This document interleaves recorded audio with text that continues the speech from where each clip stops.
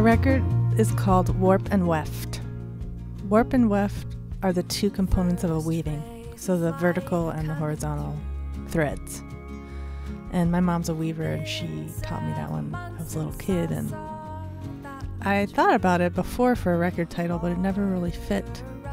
But this time it did, because I was, quote unquote, weaving in some lyrics from old folk songs like Say Darlin' Say and Motherless Children, as well as references to other artists, which I've done before, but in this record there's a couple songs that are really specifically talking about other artists. So Howard Finster's one of them, who was a crazy old folk artist guy in Alabama and Georgia, and then also Alice Coltrane, who was a really great jazz harpist.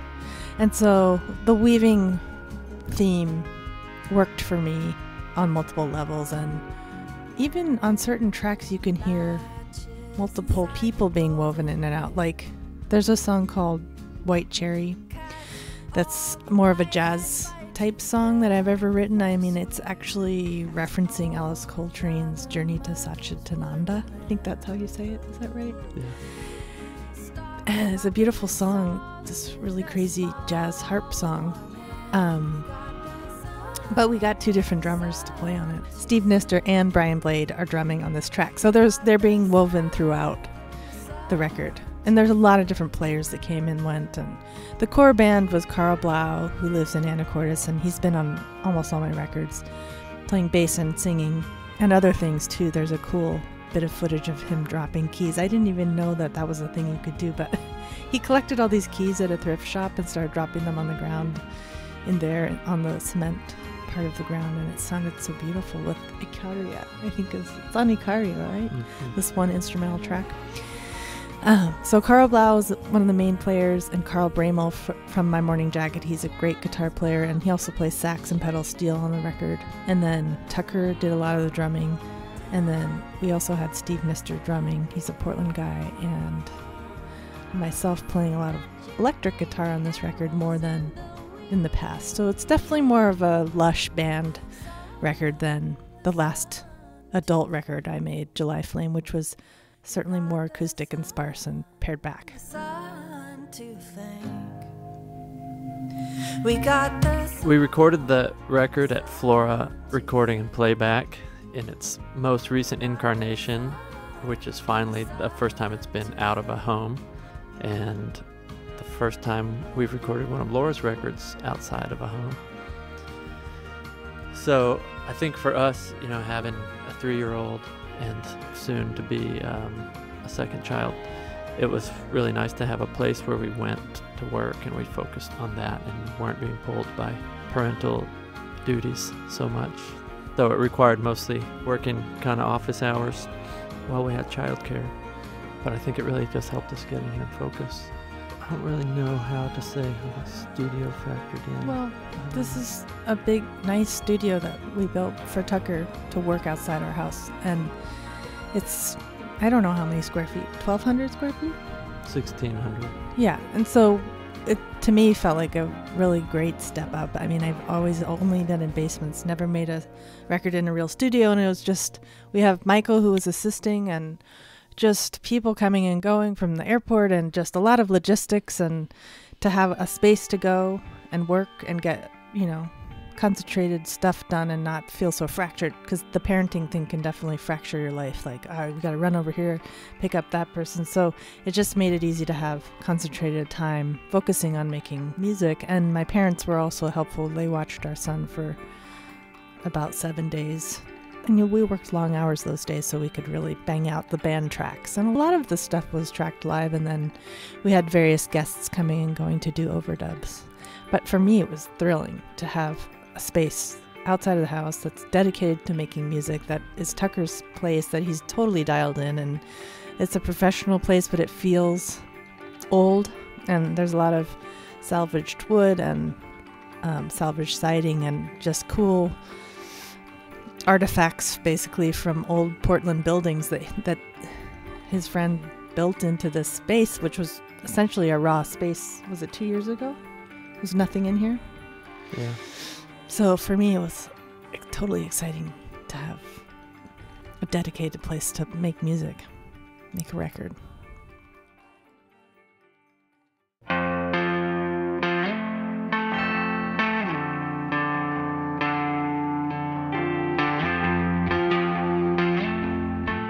The lyrical content is very much, like I said before, stark, like you said, gratitude and joy and hope and championing, and a lot of the really bright, happy, sort of excited elements of life are in there.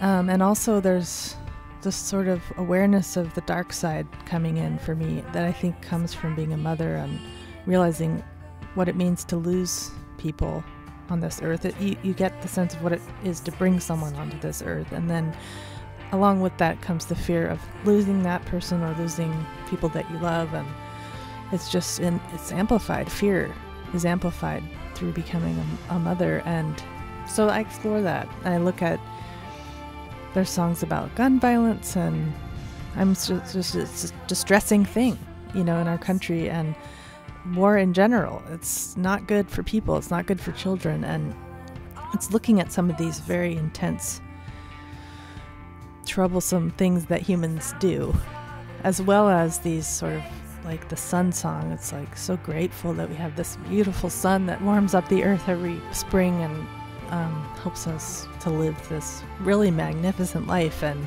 so there's like a lot of reverence on this record, but there's also respect, like respect for life and death, and the fine line that there is between the two.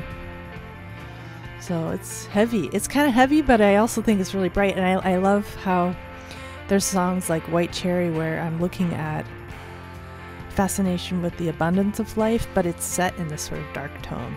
I love when you have really kind of upbeat lyrics with minor or dark chords, and vice versa. I think that's a really cool juxtaposition that people can play around with in music. And as far as the diversity of the music goes, I mean, a lot of the songs are at their core incredibly simple structurally, like Sadako Folding Cranes is 2 or 3 chords, Dorothy of the Island is 2 or 3 chords, but then when we get,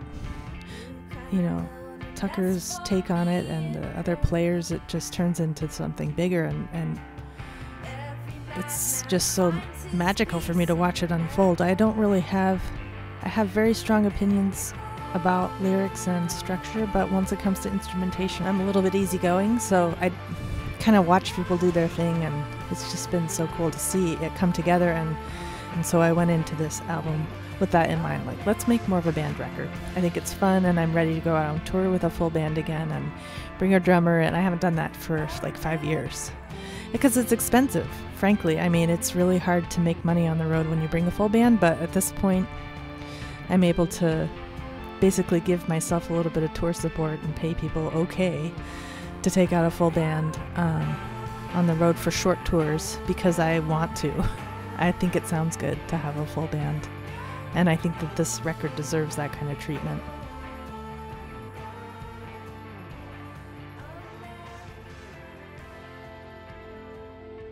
I feel like we did take a voyage on this record. Like, we wanted to go somewhere new, and it's pretty magical. Like, maybe it's just because I'm deep in it right now, but it feels to me like there are certain times where I'll hear a part and I'll be like, that's even better than I imagined it. Like, they got it more than I got it. Like, when I wrote it, it was just a shell of an idea, and now it's fleshed out even more beautifully than I imagined, and that's really satisfying as an artist. I mean, I spend years writing these songs, and this is my time to get to see them come to life. It's really so exciting, and I don't usually listen to my records once they're done, but at this stage I love listening to it, and hearing the different parts and realizing, like, wow, this is really so cool to see. This little thing came out of nowhere, just an acoustic guitar or electric guitar part and some vocals, and now look at this. It's this whole world that people can go into, and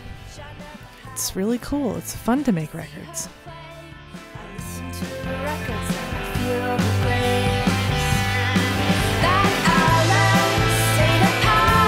Well, I'm a week away from having a baby. So that's a big part of it too. It's like time pressure. Like, we got to get this thing done. And I don't think we'll totally get it done before the baby comes, but there's a chance.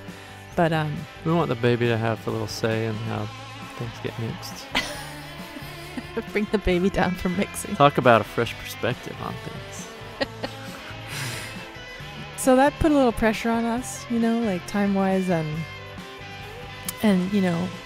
energy-wise. I won't certainly have the energy to be devoting these kind of hours and this kind of creative oomph to a record after I have a newborn. And I recognize that as a second-time parent, that this is my time to get this work done. And so we did try to time it as best we could. And of course, it's all a moving target, creating anything, humans or records. But it was challenging sometimes for me to have the energy to keep doing it. But, most days I did figure out how to get a nap in, and it's been pretty good. In fact, it's been fun for me to have something else to think about rather than obsess about pregnancy. And also cool to imagine this new person who's about to come out hearing all this music for so much of its life in utero, as Tennessee, our first boy, did with July Flame. First boy? Does that mean you know something about this one? You never know. We'll find out in about a week.